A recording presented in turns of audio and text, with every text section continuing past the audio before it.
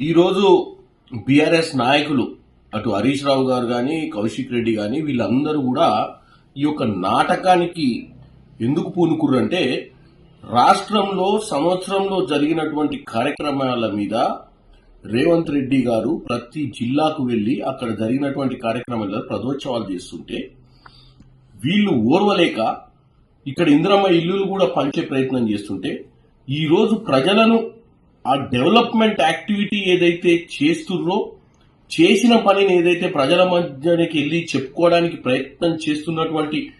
Congress leadership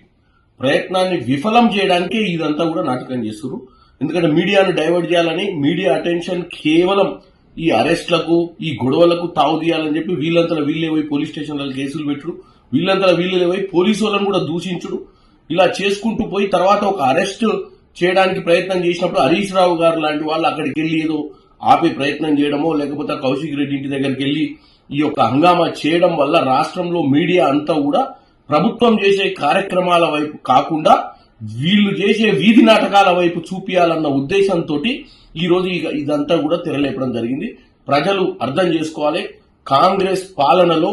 గత BRS పాలన 10 ఏళ్లలో జరగని కార్యక్రమాలు కాంగ్రెస్ లో 1 సంవత్సరంలో జరుగుతున్నాయి. మంత్రులు, ముఖ్యమంత్రి రేవంత్ రెడ్డి గారు అందరూ కూడా ఈ రోజు ప్రతి జిల్లాకు వెళ్లి అక్కడ కార్యక్రమాలలో పాల్గొంటున్న సమయంలో